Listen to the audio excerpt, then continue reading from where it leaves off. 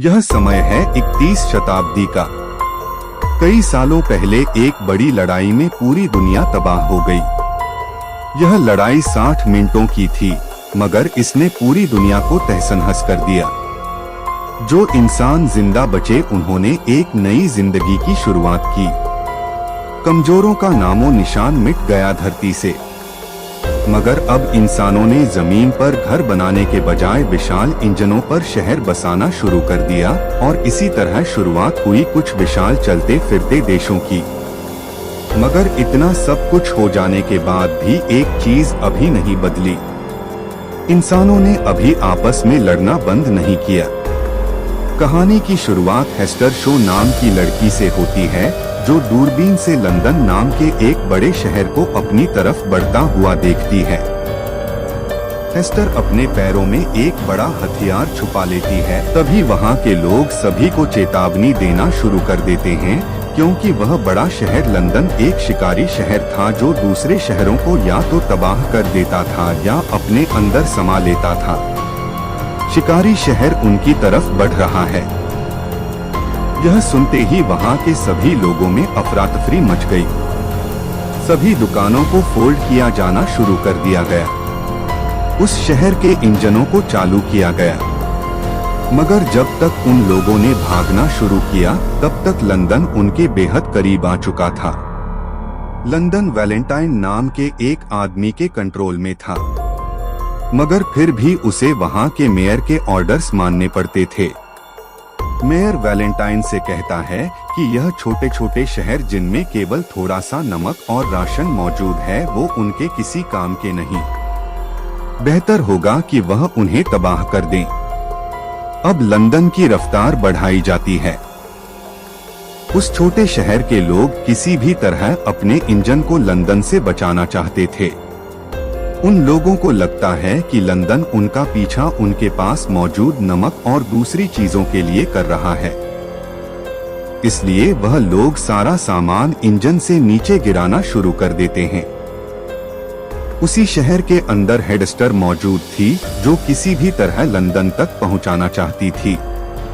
London के अंदर एक म्यूजियम मौजूद था, जहां कई सालों पुरानी इंसानों की बनाई हुई चीजें रखी थी। सुबह के 9 बज रहे थे और तभी वहाँ वैलेंटाइन की बेटी कैथरीन आती है, जिसे आज टॉम नाम का एक लड़का पुरानी चीजों की रिसर्च करने में मदद करने वाला था।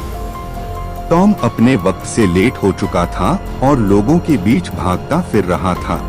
लंदन इंजन वाले उन लोगों पर बड़ी बड़ी चैन हुक से हमला करते हैं और उन्हें फंसा देते हैं। इंजन का एक बड़ा दरवाजा खुलता है और उस छोटे इंजन को अपने अंदर निगल लेता है। अब टॉम भागता पोम रॉय के पास पहुंचता है और उसे उसके लेट होने की वजह से आखिरी वार्निंग देकर उसे कैथरीन के पास भेज देता है।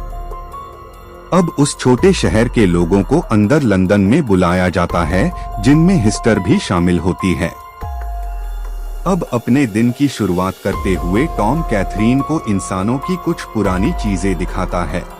20 सालों पुराना एक वर्ल्ड मैप पड़ा था। अब टॉम कैथरीन को अपनी बनाई एक खास मशीन दिखाता है, जिसे उसने कुछ कबाड़ पड़ी मशीनों से बनाया था।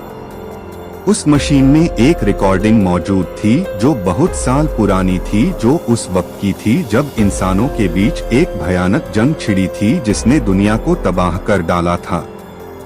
मगर इंसानों ने उन खतरनाक हथियारों का एक छोटा सा तोड़ भी बनाया था, जिसे उन्होंने क्रैश ड्राइव का नाम दिया था। अब टॉम कैथरीन को एक सीक्रेट बताता है। टॉम ने कई सारे पुराने हथियारों से जुड़ी मशीनें एक मैप के पीछे छुपा कर रखी थी, जिसकी मदद से बड़े खतरनाक हथियार बनाए जा सकते थे। मगर इसके बारे में टॉम को छोड़कर और कोई दूसरा नहीं जानता था। मगर टॉम के इस सीक्रेट के बारे में एक और लड़के को पता चल जाता है, जो यह सब कुछ खिड़की से देख रहा होता है। उसका नाम हर्बर्ट होता है, जो कैथरीन और टॉम के बाहर निकलने पर टॉम को वहां से नीचे जाने को कहता है, क्योंकि नए इंजन पर कब्जा करने के बाद वहां उन्हें कोई नई मशीन मिल सकती थी। अब कैथरीन भी उसके साथ नीचे चलने का फैसला करती है। वहां नए इंजन से आए लोगों का सामान एकत्र किया जा रहा होता है। उनमें ही हेस्टर शामिल होती है, जिसके पास एक हथियार मौजूद होता है। अब अंदर जाते वक्त टॉम और कैथरीन एक पोस्टर देखते हैं जिसमें किसी अन्ना फ्रैंक नाम की औरत के बारे में लिखा होता है, जिसे जिंदा पकड़ने या जान से मारने पर 0 का इनाम होता है। अब हेस्टर किसी तरह अपना हथियार बचाकर अंदर घुस जाती है।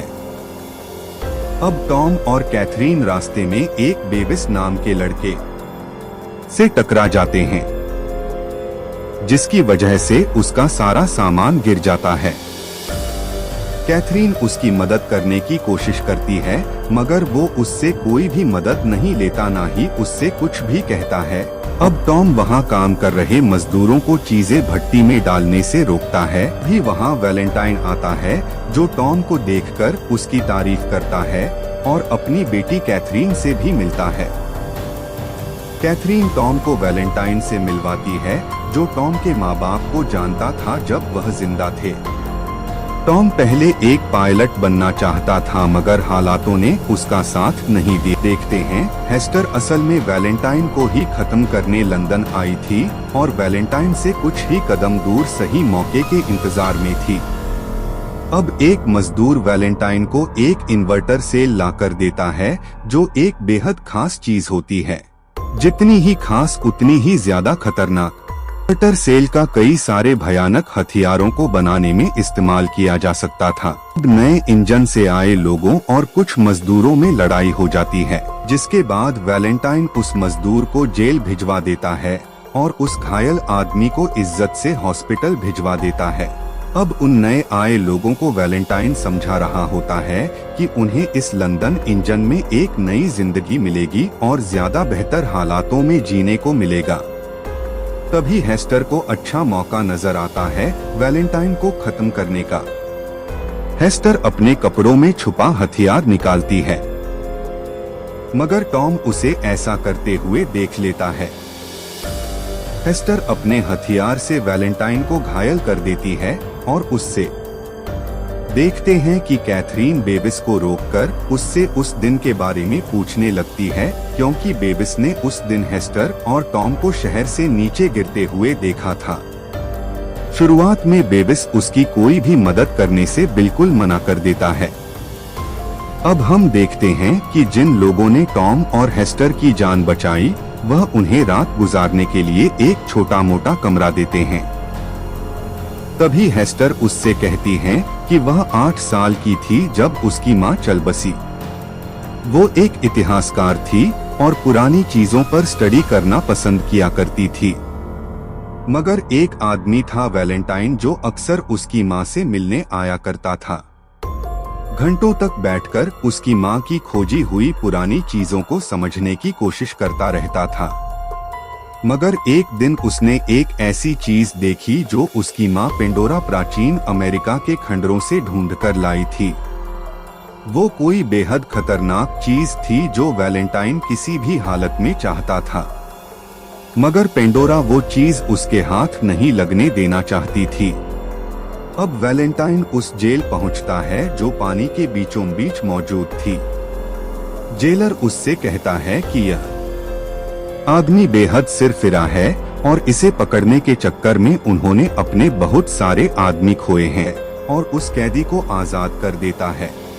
आधी रात में हेस्टर की नींद खुल जाती है और टॉम उसे बताता है कि उन लोगों ने एक अनजान दिशा की तरफ बढ़ना शुरू कर दिया है, और जब वह लोग दरवाजा खोलने की कोशिश करते हैं तब दरवाजा भी बाहर से बंद होता है। उन्हें कुछ ठीक नहीं लगता और वह वहां से निकलने का फैसला करते हैं। अब सुबह की रोशनी दिखाई देने लगती है। कई लोग जान गंवा चुके होते हैं, मगर आखिर में सब कुछ ठीक हो जाता है। शैनगो का गवर्नमेंट लंदन से आए लोगों को रहने की जगह देता है। अब आखिर में टॉम और हेस्टर बाकी की बची हुई जिंदगी साथ बिताने का फैसला करते हैं और फिर निकल पड़ते हैं किसी नए अनजान सफर के लिए। हमारी कहानी यहीं खत्म होती है।